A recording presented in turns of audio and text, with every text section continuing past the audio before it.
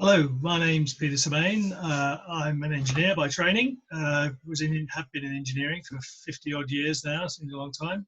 Um, I became a director of a large engineering consultancy, international consultancy, operating all around the world.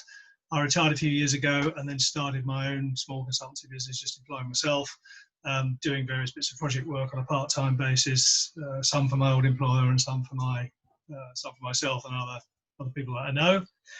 I'm working to Mr. Clark's crib sheet here, so I'll go through it as fast as I can, the questions that he's posed. So what's my job title? Well, I started off as an apprentice and I became a director, so, and all the titles in between, but I'm now managing director of a one-man firm. So organisation-wise, well, I have worked for large contractors in different parts of the world who actually go out and physically build things.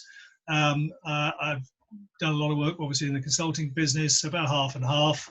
Consulting tends to be more about design, managing things and providing advice. Contracting tends to be about physically building things, although the two sort of overlap and have kind of merged a little bit over the years.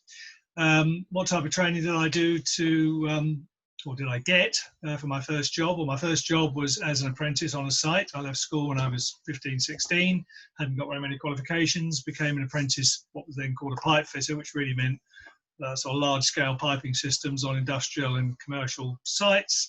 I had day release to get a City and Guilds qualification, and obviously a lot of on-the-job training. And then as I progressed, I moved into the office. I became a technician apprentice, still doing day release and things. I spent about 15 years actually going to college at various levels, culminating in a master's degree, which is where I ended up. Doesn't mean everybody has to.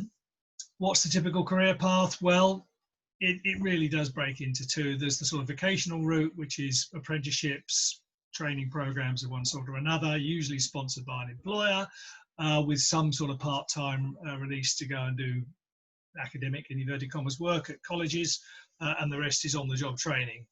So that's a fairly typical apprenticeship/training arrangement. Alternatively, you go through an engineering degree course, an undergraduate course, and end up with a BSc. You're 21, 22 maybe, and then you go and work for an employer. Some employers will sponsor people through college for degrees, which is kind of another type of apprenticeship. So, but those are the two routes. It tends to be either through a university degree course or through a vocational training arrangement. How many hours per week? Well, I've got to say this is a profession, and it tends to attract people who like doing what they're doing. My timesheet had 37 and a half hours to 40 hours a week on it, but I did routinely work a lot more than that. I didn't have to. Nobody was standing over me with a hammer, but you get involved in projects, and projects do make demands on you to get things done. But if you say, well, it's 5 o'clock and I'm going home. I've worked quite a lot in Denmark, and that is absolutely the way they view life. They're at work for 40 hours a week, and come 5 o'clock on a Friday, they're gone, which is nothing the matter with that. And they're apparently among the happiest people on the planet. So, pays your money, takes your choice. What other things are expected of you outside of working hours? Well, as you climb the corporate tree, I guess you are expected to meet with clients and things like that. But I have to say, nobody has ever lent on me to say, at 8 o'clock tonight, you go and do something. But, I've represented firms at trade shows and things outside of working hours. If you want to, you do it. If you don't, you don't. Typical day on the job? Well, no 2 days are the same. I mean, project work, design work, managing things, constructing things, throw up new problems all the time. Things happen, things go wrong, things go better than you thought they were going to. And you have to respond to the exigencies of the day and the situation as it evolves. So it's a really varied environment, and it's great. It's one of the good things about it. One of the most satisfying and frustrating things about the job, most satisfying thing is seeing something built. I mean, I've worked on everything from car plants to large-scale research facilities to big data centers to nuclear power stations to, you name it. And seeing something built and functional is brilliant. Most frustrating, I suppose it's if things slow down, stop, get delayed. Sometimes you get mired in bureaucracy. I've worked a lot in Eastern Europe and East Asia, and it can be a bit frustrating in those locations because people can get in the way of things. Starting salary, well, I think I'm about right. Graduates, it's normally sort of 25 to 30k, that's £1,000 a year, and apprentices probably closer to 15,000, maybe 17,000, because obviously they're going to pay you and train you, and you're that much younger anyway. How much formal education is needed, and what sort of special training or advanced degree is required? Well, I think we've covered that. You either go through the sort of secondary school vocational route and do a training program and a day release, or some sort of, out of hours, if you like, academic training, or you go through the bachelor's degree. Having a second degree or a further qualification other than professional institution memberships, it's a good to have. It's a nice to have. My son's he's a mathematician. He's just taken a master's degree in statistics, which is very useful for him in his particular job. Wouldn't be useful for lots of people. I took a master's degree in business administration because, I wasn't particularly clued in about that stuff, which was helpful too.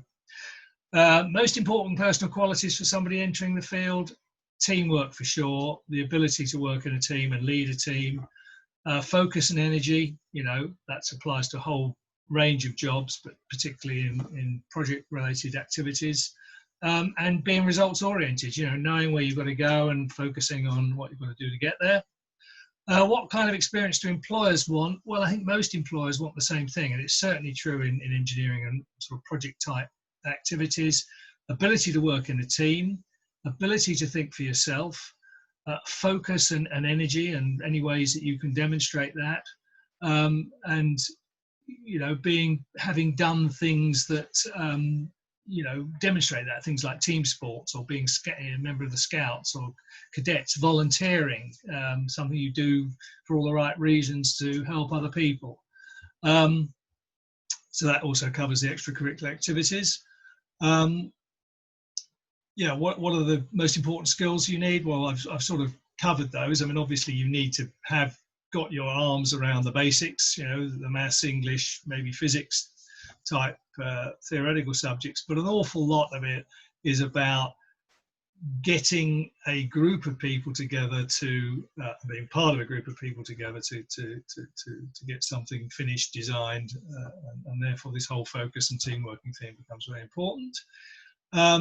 What time of part-time or summer jobs would I recommend? Well, I think anything with a technical component. I mean, I've met a lot of people in this part of the world who've worked on farms or who have family members who farms. And it's extraordinary what you pick up, having to fix tractors or put a spare wheel on a trailer, or even just fixing fencing. It shows an ability to sort of stand on your own 2 feet and deal with problems. But again, the volunteering thing I think is very important. Anybody who goes out of their way to volunteer to help other people has got to be worthwhile, and it's not particular to engineering, it's just general. And then obviously, things like Scouts and cadets, it's a formal structured environment. You do pick up skills across a whole wide range of things, and an ability to communicate. So if you've done things like amateur dramatics and things, it's always good. How did I find my first job? Well, the best piece of advice I can give you is finding opportunities to get employed is like firing a shotgun with lots of pellets in it.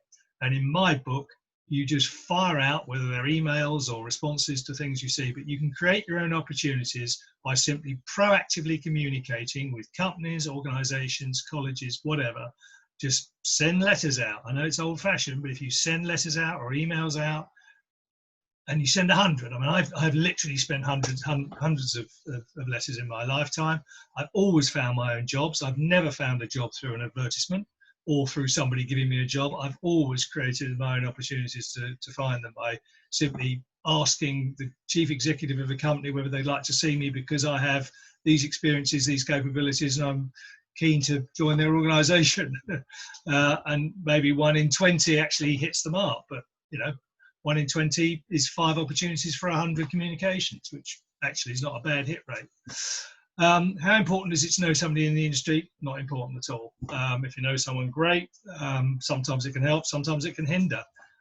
I've never known anybody in the industry, it didn't hold me back, so I wouldn't worry about that. What advice do you have for someone planning to start a career in this field? Well, get the basics, the English, maths, and maybe physics under your belt, and then do the investigation, research types of industries, types of apprenticeships, types of courses, what companies are out there, what courses, what sponsored training do they offer.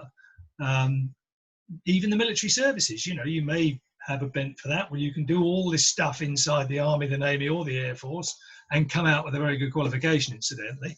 So it's definitely worth looking at that if you know, of that mind.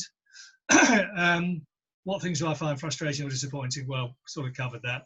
Most frustrating job I ever worked on was, ultimately, it wasn't while I was doing it, nuclear power station in America, spent 3 years trying to get this thing built, and then they pulled the plug, and literally pulled the plug, and we all had to go off and do something else. And you know, you get a bit frustrated around that sort of stuff, but that can happen anywhere. People can get laid off and made redundant or whatever in any walk of life. If I was starting out again, would I plan my career in the same way? Absolutely. Starting at the bottom and working up, for me, was great. You get to see the people that, you know, screw things together. You understand what their problems and frustrations are. You climb the corporate tree and you meet other people at different levels as you go on. And so by the time you've got somewhere reasonably senior, you've pretty much covered the waterfront. So for me, that was great. Other people, it's, you know, they prefer to, you know, for good reasons, you know, go through the academic route. But ultimately, you do, you know, rub up against lots of different types of folk and gain experience and hopefully learn from it and become more worthwhile. And that is it.